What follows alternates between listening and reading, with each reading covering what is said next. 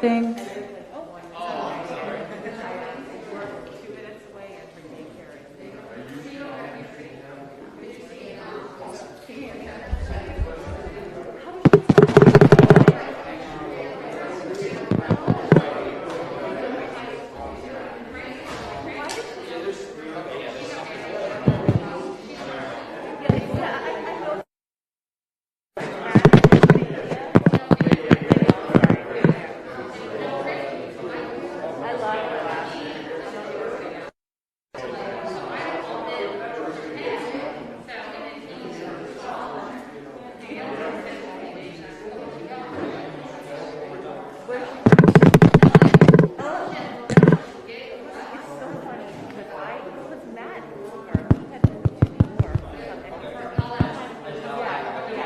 You can hear me on this. Mic check, test 1, 2.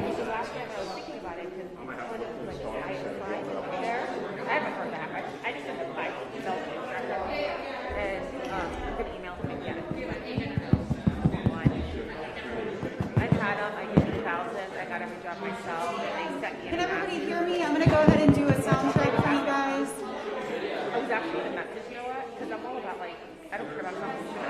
Testing 1, 2, testing 1, 2, 3.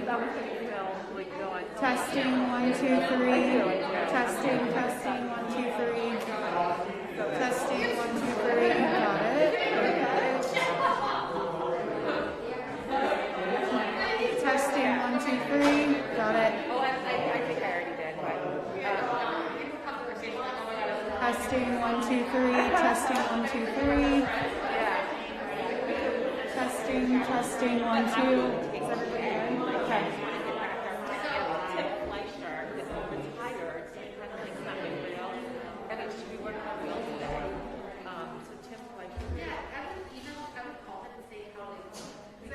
Needs me to keep doing a test. Testing 1, 2, 3. Everybody good? Okay.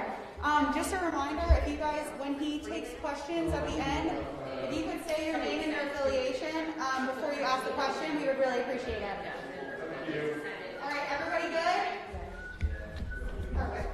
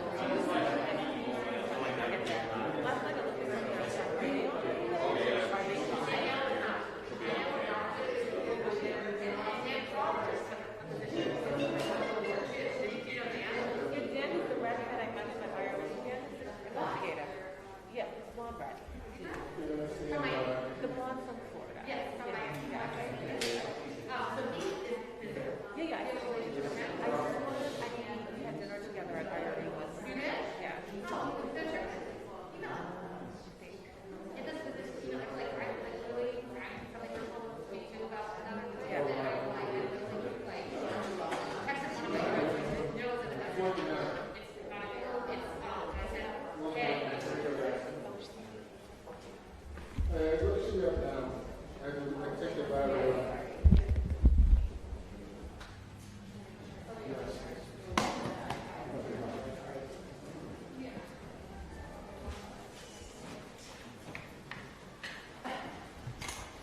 good afternoon. It's great to be back at the Port of Tampa. I want to appreciate some of the business leaders that we have here with us today. Bob Rohrlach, President CEO, Tampa Chamber. Raul Alfonso, Chief Commercial Officer for the Port.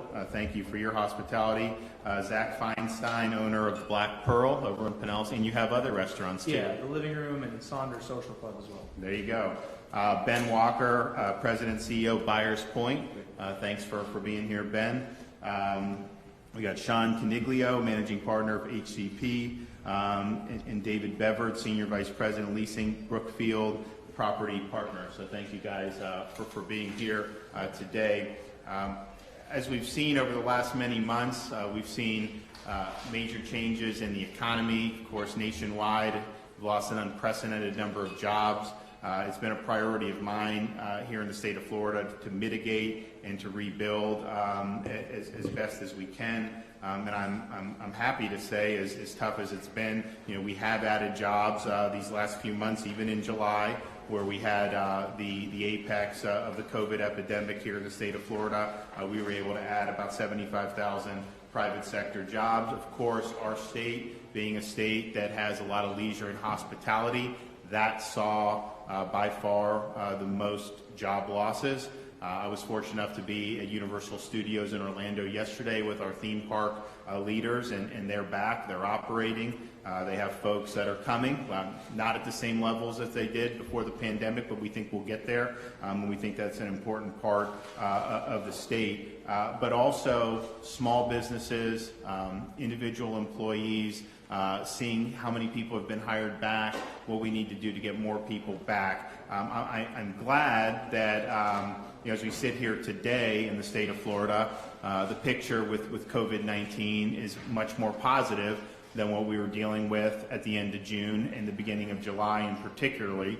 We are seeing a fewer number of cases, lower rate of positivity. But the way I look at it is, when we went into this as a country and were told that we needed to flatten the curve, the reason why you do that is to be able to ensure you had enough hospital capacity, treatments, PPE to be able to handle the epidemic. And I think that in the state of Florida, clearly we were able to do that, not only with PPE, not only with drugs like remdesivir. We also help with convalescent plasma.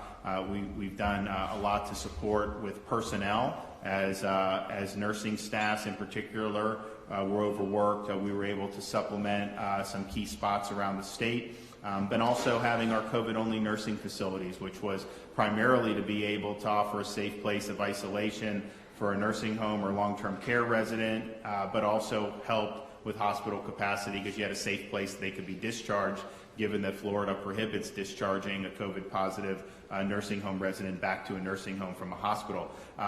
So if you look at where we're at now, we see really significant declines in the number of COVID-positive patients who are hospitalized, both in the general population as well as in ICU. So we're down over 50% from our July peak in COVID-positive patients who are hospitalized. ICU is down around 45% from the July peak. And if you look at certain parts of the state that had epidemics, Dade County is down 58% COVID-positive hospitalization since the peak. Broward down 55%. Palm Beach down 61%. Orange, where I was yesterday, is down 64%. Here in the Tampa Bay area, Hillsborough is down 63% for COVID-positive hospitalizations. Pinellas is down 71%.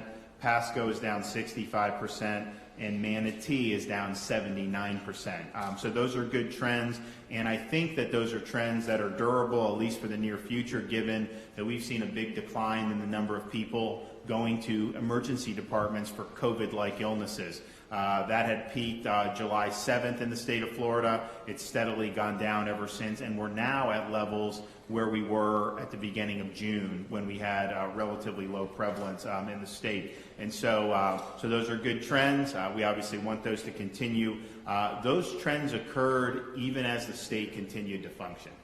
Not only do we have businesses operating, we have all the theme parks were operating, we have hotels, we did have people visit, not as much as we would have had under normal circumstances, but I think that the approach of one, protecting the vulnerable, which we've done, two, supporting our hospitals, making sure they have what they need, but then three, keeping society functioning is an approach that served us well. We're going to continue to do that. And here, I think, is an example of folks who have been able to adapt to the circumstances that we see, whether it's in the restaurant industry, whether it's supplies, whether it's all these things. And then really, I think, provides us a good way forward. Now, there have been some things specifically for businesses that have recently come out. When we started the epidemic, CDC and the state, based on their guidance, was recommending that, for example, if you had a restaurant and you had an employee who had COVID, that they needed a negative test to be able to return to the workforce. CDC has since changed that guidance and said, follow symptoms-based approach. So if they've cleared symptoms for a certain number of days, then they're going to be eligible to come back. And I think the reason is what we found with these PCR tests is you can test positive for weeks and weeks. Long after you've been infected, it can pick up dead virus particles, and so doing a symptoms-based approach is a more targeted approach. It makes more sense. That allows folks, because we've had some people isolate for 14 days and they test positive on day 14, positive on day 18, positive on day 25, even though they are no longer infectious and don't represent any type of risk for anybody in the workforce. I think part of what we've seen with more remote working is something that is going to be with us in some form or another in terms of how businesses operate. We're going to discuss that here today. Also, the status of the businesses that had to let employees go. Where are they now? How many have they hired back? What else do we need to do to get more people back to work? And then just the general business climate here in the Tampa Bay region. I think that if we were here at the end of February, we would be all very happy about the economic engine of the Tampa Bay area, and I think that there was a lot of great stuff on the horizon. I still think there is, but this obviously has been a challenge for everyone, but I think that the region has responded very well, and I think is primed to help lead Florida's comeback. So we'll send it around, let everyone say a few things. So Raul, as a host, you want to make some comments? Thank you, Mr. Governor. It's great to be here. Our port has continued to work. Our families have been safe. We are continuing to move cargo for our community, from fuel, aggregates, to building and construction industry. Yes, we lost the cruise like other ports, and we missed it, but we have been resilient. We have had to be better, and our team has come closer with our partners because we're not there, we're not face to face. We are following your guidance, we have in place plans where we continue to work. We have 50% of our employees coming in on off days, and we're doing everything. And you're right, the outlook is very favorable. We had a support our best year ever in 2019. We were looking forward to 2020. And now we are looking forward to 2021 with our partners, with all of us, and with your guidance. And this governor and his support for our port has been tremendous, and we're looking forward to the future. Thank you. Great to be here. Bob? Thank you for being here, Governor. We appreciate your interest in everything you're doing for the state and for Tampa Bay. At the Tampa Bay Chamber, we have focused on how we address each member and what their needs are. We have been spending all of our time since the working from home policies have started, reaching out to every member. We have 1,400 members. Our retention rate is higher than it was this time last year because we shifted to being virtual chamber and meeting their needs, whether it's connecting business to business or making sure they know what resources are available from you in your office. We've connected many of your resources on our site, so it's easy for members to find it, and just making sure we're addressing those needs as they're looking for what they need to do, whether it's shifting from what they were doing before COVID-19 to what they need to be adjusting to now, and just how they can continue to function. We believe that the number one social program ever invented was a job, and our focus is how do we make sure that jobs are out there, jobs are being provided, and we can get people back to work as quickly as we can. And we're mirroring a lot of the practices you're doing as we implement them at the local level. Our members are telling us that they're looking for ways they can start to hybrid get back to work. We're starting to look at our events the same way. How do we have a small group present but do a lot of it online, and just keep stepping out safely, but making sure we're being aggressive and moving forward to strengthen the economy. Same way we did with the recession is what do we need to do to get through this issue, and just keep pressing and looking for the solutions that can get there. We're seeing attitudes of the businesses are positive, that they know this is something we need to be dealing with, but we want to do what we can do to keep functioning, keep supporting each other, keep business going, meeting the needs of customers, as well as making sure employees are being taken care of. We've got a lot of resources. We've been doing webinars on how do you plan to bounce back from something like this? What should a business be thinking about today to put them in the best position for tomorrow? It's something that we're getting feedback from our members that this is what the information they need, and the resources easily to get to help them through all the programs coming through the state have been very helpful. So thank you for what you're doing. Great. Ben, can you talk about your company and then how you got into the PPE as that became something that was in demand when the pandemic really hit hard in the United States?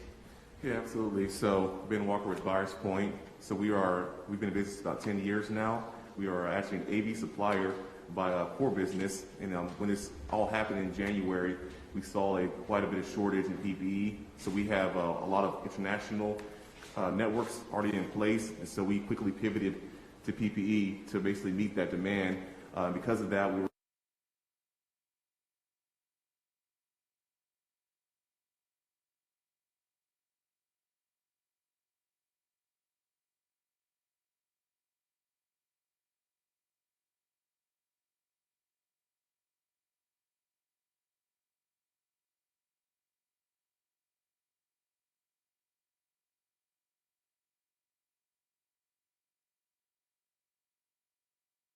and we do that by providing supplies that our community needs at a very reasonable price without taking advantage of people.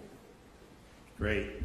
Zach, talk about kind of how your businesses were going, like January, February, beginning of March, and then when the crisis really hit, and then what you've done since then, with the reopening, and then any other challenges going forward. Sure. Yeah, we were slated to have our best year ever in 2020. We had 4 locations at the beginning of the year. Now we have 3. Should tell you a little bit about how the beginning of the year went for us. So in March, the peak of our season is about March 15th, and we closed down on March 16th. Immediately we laid off all 125 employees we have, obviously through the countrywide and state shutdowns. When we reopened, we were able to secure some PPP financing, so we were able to bring back, almost 100% of our staff. And now we're seeing that, business is really following the infection rate and what's happening on the daily basis. And over the last few weeks, as we've come back down, we've seen business start to increase again. We've definitely had to reinvent our business model. Obviously, our locations, we have a high-end craft cocktail bar. It was actually just voted the best bar in Tampa Bay, which is neat.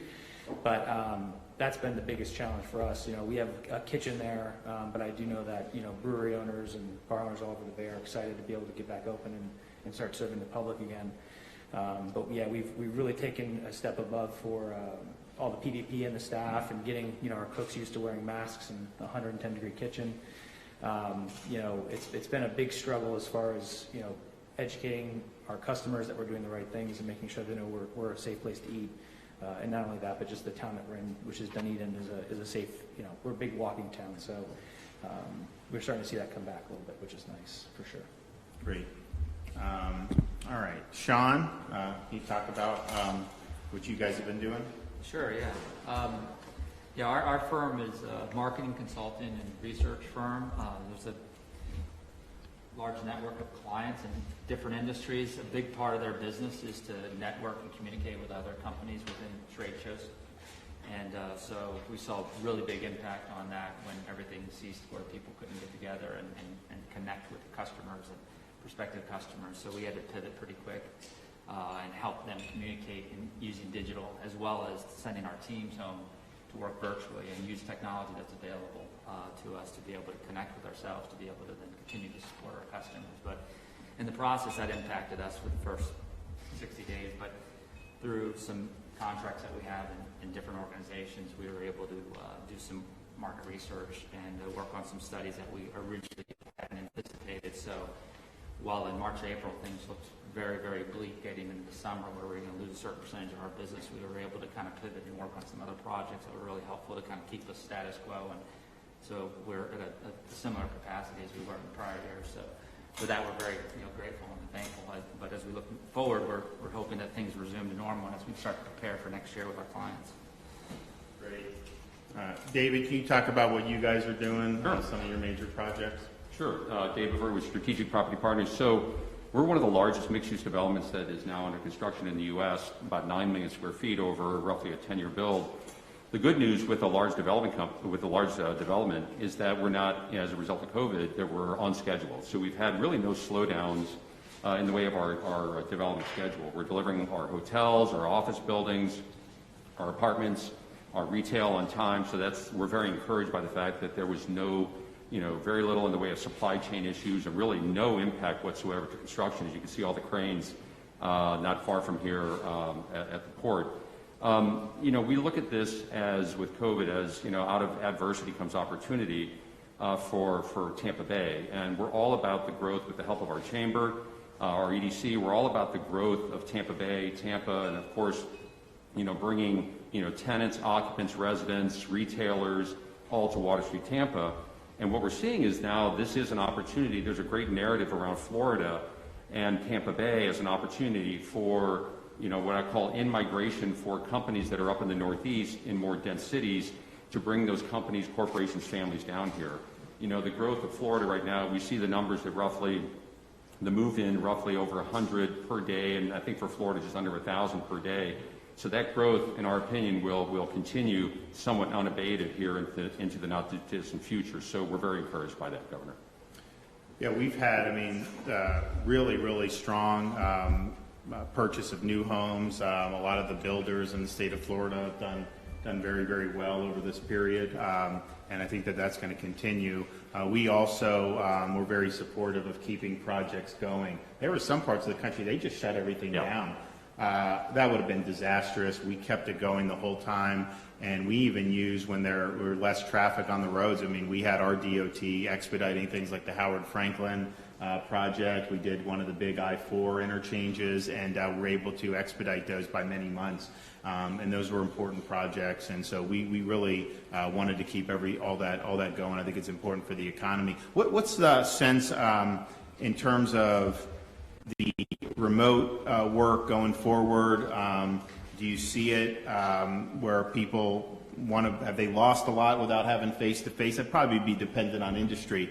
I've talked to some folks who have some pretty big companies and say they've gone 90+% remote and haven't missed a beat. And then there's other industries. You obviously can't do remote food service, and there's others that you need the folks there. But from a typical kind of downtown business presence perspective, do you think that that's going to change going forward?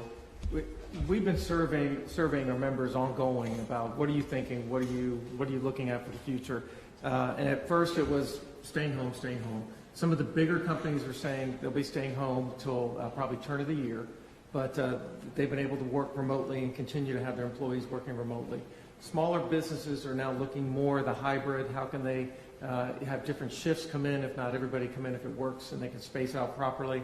So we're seeing a lot of different views as everybody's trying to adjust to what works right for their business, but the way they can continue to be productive with what they're doing. We have shifts at the chamber for team coming in, so we've been able to keep functioning and support our members that way. But it really, as you said, depends on the industry and how they can best function. Yeah. What do you got? What do you think? For us, I think we're thinking about the schools. Now, in terms of schools, what's going to happen, we're going to get some feedback on that. We are ready to come back. I think it's a feeling that as an organization, we have been prepared, we're ready to come back, and we're thinking about the next few months, how we're going to go from this September right to the end of the year. And our essential people, which is what we call operations, maintenance, security, engineering, they've been on board, working day in, day out, keeping our operations moving. For us, we can function, but it's the personal part of the humanity that I haven't seen my friend here for 6 months, and it was a great feeling to see him again today. So we are doing a lot more Zooming, we're doing a lot of more technological evolution per se.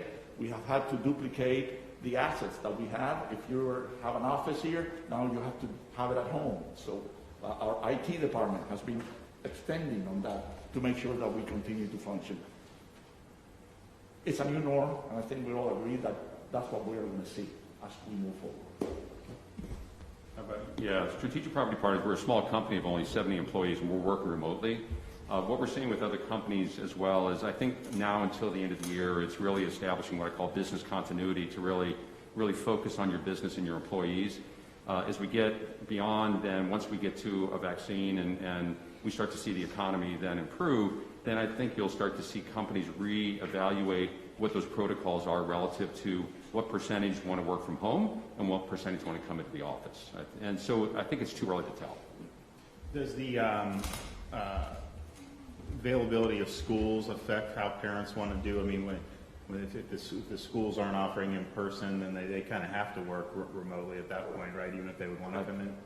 I've spoken with colleagues who have young children, and it's challenging, right? You're home with these kids, and plus maybe both parents work, so it presents those challenges that a lot of families have to deal with right now. So into the future, hopefully once we get to that cure, the kids are back at school, it starts to provide that ease for those families so they can kind of get back to normal. Zach, you mentioned you have kind of like a bar thing. So how is that working? Are you doing the food? Yeah, so we've always had food there. So we had you have to have a 509 FS license, a food service license. So we were able to remain open. But yeah, that's what we're seeing in our town, our brewery owners, and in Dunedin we have about, I think it's 7 or 8 breweries, and all of them have applied for food licenses, and it's just like a hot dog roller, so just to be able to be open. But I think those that are able, not able to do that, they're just really waiting for. I know several bar owners are just waiting to open up, and we've been fortunate in that light. I do think though, however, because all statewide bars are closed that don't have this license. We've had some issues with traffic and getting people in the door of Sonder. Even though like I said, we just won this cocktail, which usually would be a great thing for business and really hasn't done much for us. So.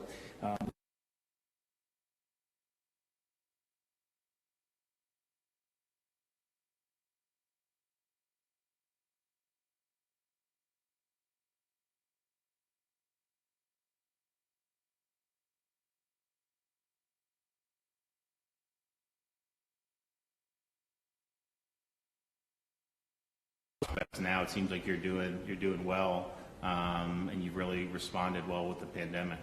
Yeah, so first I want to give Bob and the Chamber thanks. They have been incredible. I was very hesitant to join the program because I think, as we all know, as business owners, sometimes things maybe don't quite wait, maybe they waste your time a little bit. And so it was good to see the Chamber program was incredible. What I helped out with is to make sure that we execute and perform the tasks we need to perform, but they are saying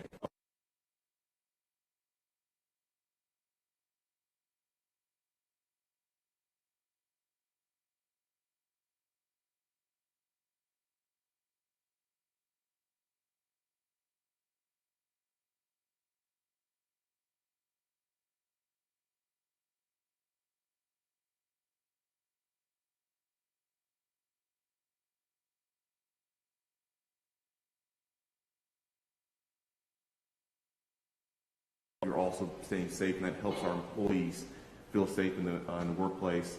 And then we also do the social distancing. We're essential business. We never close down, but we have gotten very busy. So I was telling you earlier, when we came into this, we were at 3 employees. We were very nervous. We quite frankly the virus. So since we're 100% online, our business exploded since then, and we're actually now at 9 employees. And we made sure that we were very strategic in those hires. We made sure we hired people that were laid off, maybe some college kids that needed some money to go before they went back to school. And so we were just trying to make sure that we can do everything we can to support our local community.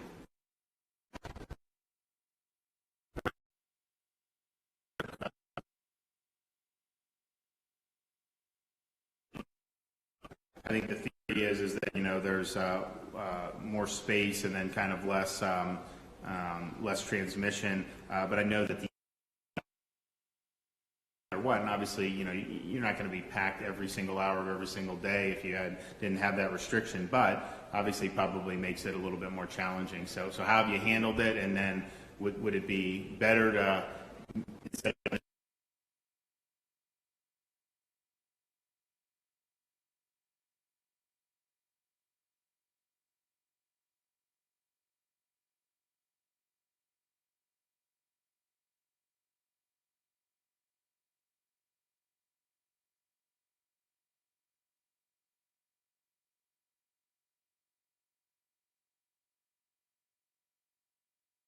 Or, you know, essentially doing half of what we would be doing.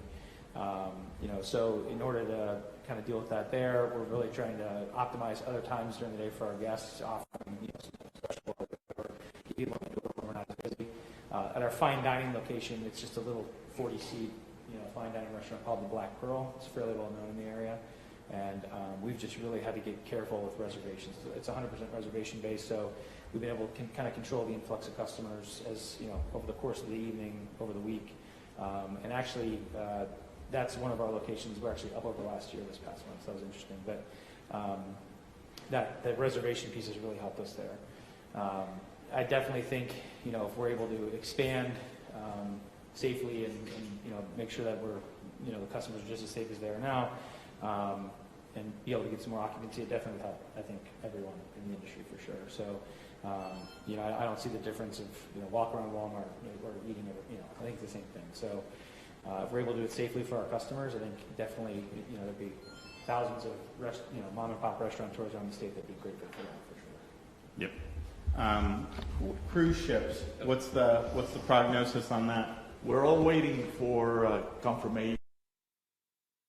As you know, over the course of the evening, over the week, and actually, that's one of our locations. We're actually up over last year this past month, so that was interesting. But that reservation piece has really helped us there.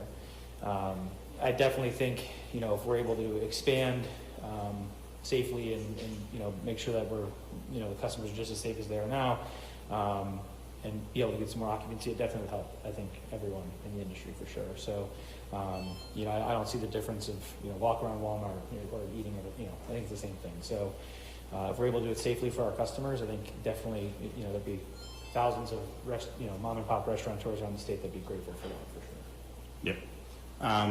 Yep. Cruise ships. What's the prognosis on that? We're all waiting for confirmation from them. I think the industry is waiting. They are monitoring what's happening in Europe. They started sailing 2 weeks ago in Norway. They have started last week in Italy. And it's going to be a learning experience from there.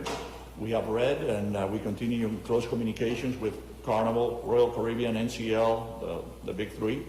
And it's the focus perhaps, what they want to see, it's a drive-to market approach with maybe 50-60% capacity, and we are a good port for that.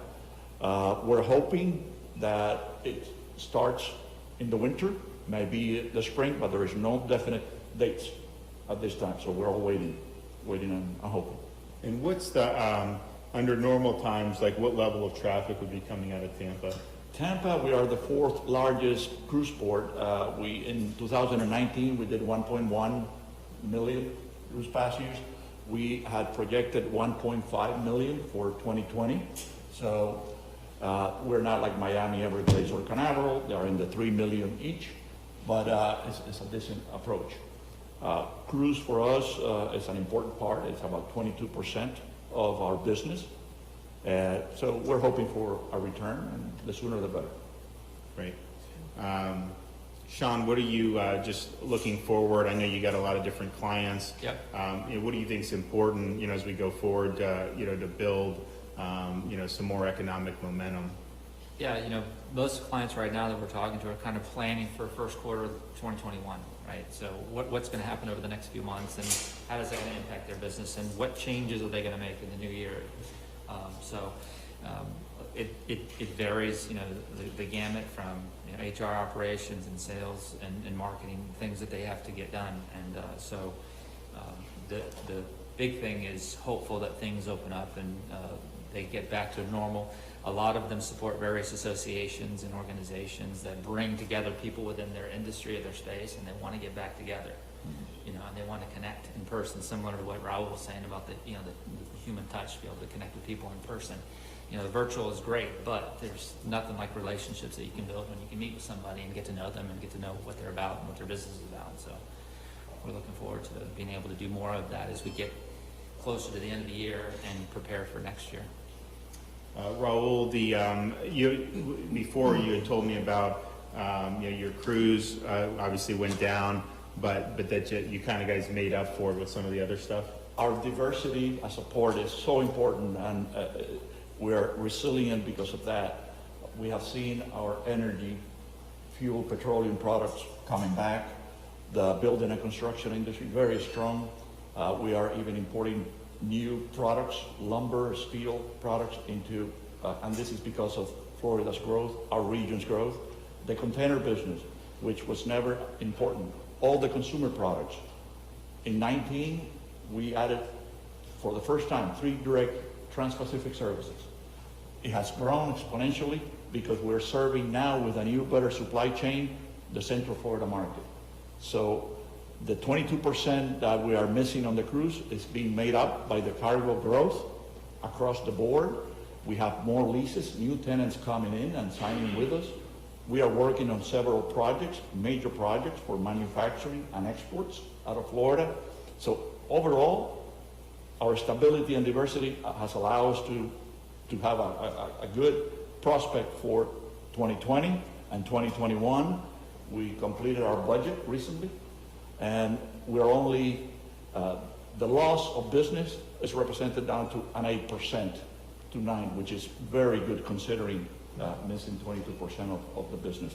So overall, we are moving and sailing right ahead. In terms of the opportunities for the Tampa Bay area, where do you see the region going from here, ideally, in terms of the economic rebound? We're very bullish. We're very optimistic. A lot of the statistics that Dave talks about and Roll talks about for the port, we're seeing throughout Tampa Bay. When all this started with the pandemic, we strengthened a relationship we have with 8 other chambers in the region and 2 other business organizations. And we're all pooling together and talking resources and making sure that we're supporting each other's businesses. And throughout the region, people are saying, this is a tough time, but it gives us an opportunity to think about how we need to get more focused, more direct, and more strategic in what we're doing going forward.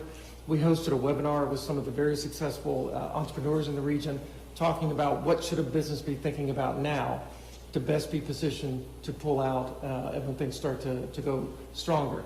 Arnie Bellini, Marianne Ferentz, our chair, and Scott Riley from the Riley Foundation all gave some great points of think about what you need to do, stay out in the market, make sure your members and customers know who you are and what you're doing and being out there. And it was really helpful for people to understand that this is when businesses prove how strong they are, how they continue to operate through tough times like this.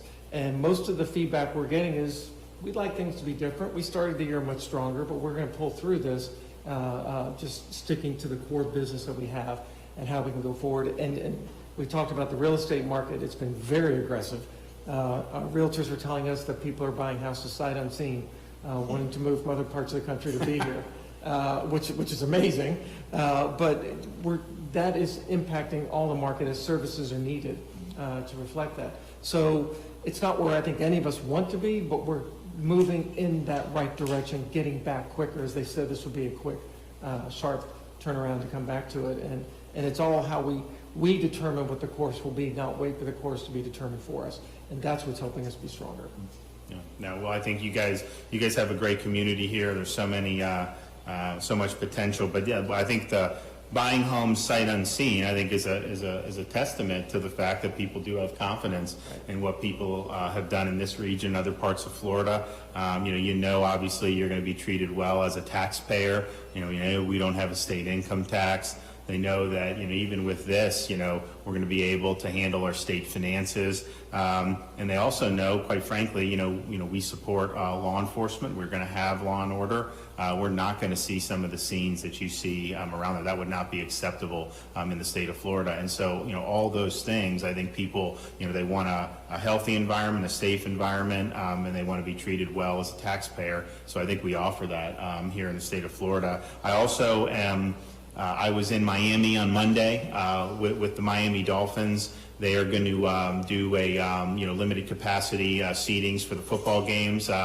And I know Jacksonville's planning it, and I know Tampa, the Bucs are working on something. I mean, I'm supportive of that. I think that we need to get fans back. Obviously, there's going to be capacity limitations, to make sure that it's a safe environment. But I'm positive it can be done safely. And we need to, as we start the season, do that, but then build up to the Super Bowl. It's a big deal to host that here in this region, and you don't get opportunities to do it very often. I know we've been able to do it here in the past, but I think it's something that we would like to see go off very successfully. And we have a definite possibility of having the Super Bowl be a home game if the Bucs make it, and I think they have a shot to do it. So we're looking forward to that, and I think that would really help solidify the fact that the region really is leading the way. And so with that, I want to thank everybody. We value your input. I mean, you guys are on the ground. You're seeing different things. It's really helpful for us to be in communication, and as particularly in industries that have had specific impacts, we think it's important. So we appreciate you coming and sharing your thoughts with us. With that, yes, ma'am.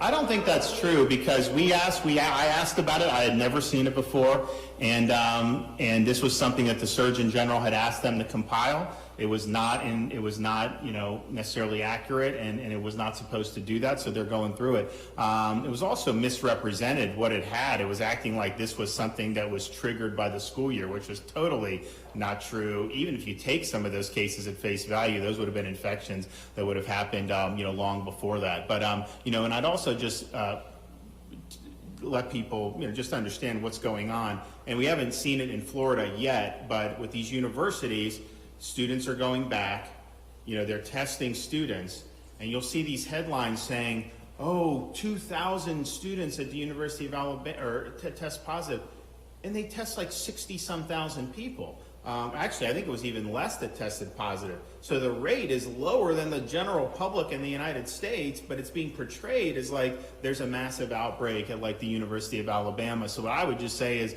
just take everything with context and perspective on this.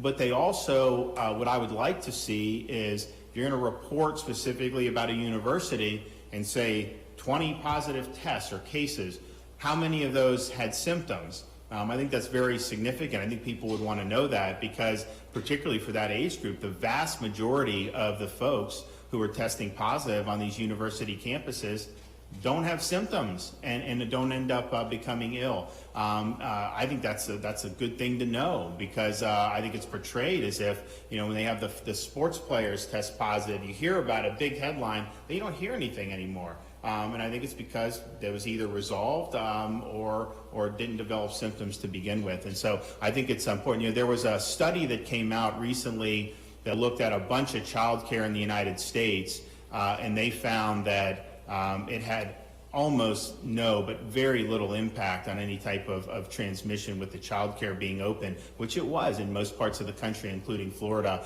during the entirety, of the epidemic. I also just want to compliment a lot of the folks who've been working very hard in our school system, the superintendents. This was not an easy thing to do.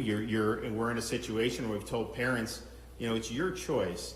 If you want distance learning, then you should be able to maintain distance learning, and that's going to be provided. But if you're a parent that believes that in-person instruction is important, you should have the ability to opt for that. And that's not an easy thing to pull off. They've had to do a lot of different things to get ready. But I think, the districts have worked very hard. Every superintendent I've talked to said that going back the first day was one of the best days they can remember in their career, because people, look, when you're out and you haven't seen your friends and stuff, to be able to get back, a lot of students were happy, and I know a lot of parents have been happy, to have that choice to be able to send the kids back to school. And there's some talk about, there was a judge that ruled this and all this. But here's what I was telling the commissioner when he was telling me about the ruling. I said, if the appeals court rules against the state, I don't know, in 3 weeks, those districts, the parents are going to still want to have that option. So functionally, it's not really going to change. I think we'll win the appeal, obviously, otherwise we wouldn't be doing it. But I think that a lot of parents have been very, very happy to have that meaningful choice, and that's what we've worked hard to deliver. Because there have been 9,000 new cases reported of school-aged children, and 175,000. Over what period? So since school came back, since August 25th. See, here's where you guys got to get this right. If I have a case reported, say, Baker County opened on August 10th, right?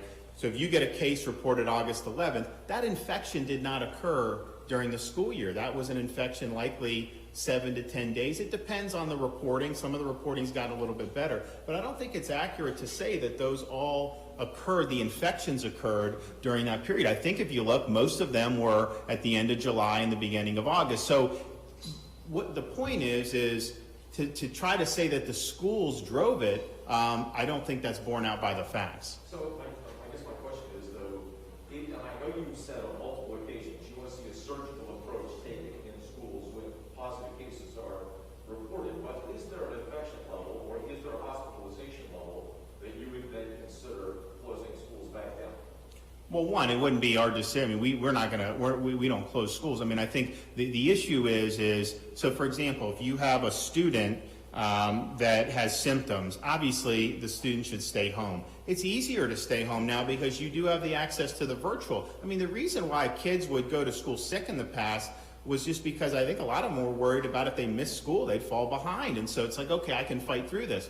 Well, now you don't have to worry about it. You have the ability to do it. But if you have somebody else who passed by him in the hallway, I would say symptoms-based approach, monitor that person. But if they don't develop symptoms, you don't need to quarantine them, and so you can do it. So that's kind of the surgical approach, and I think that's probably proven to be the best approach. Europe has been doing this now since June.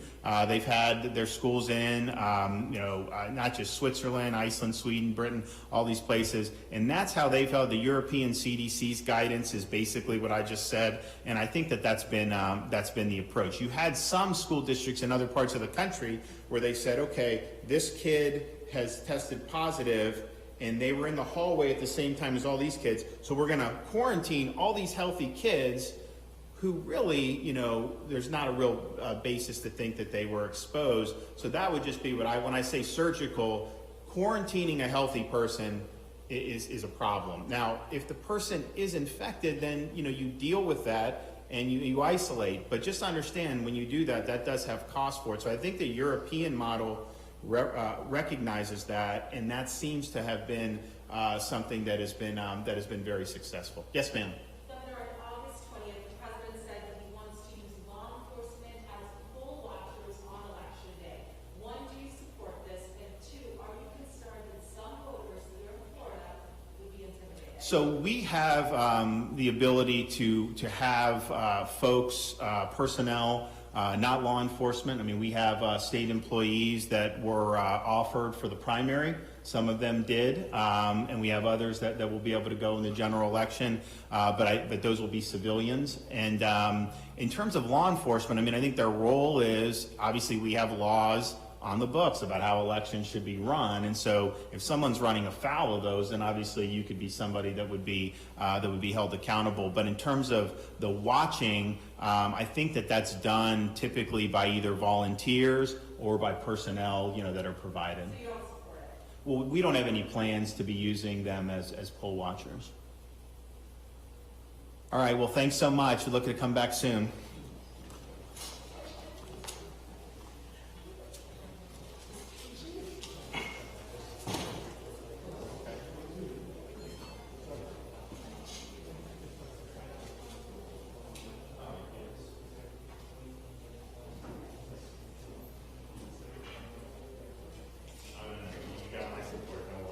Thanks, gentlemen.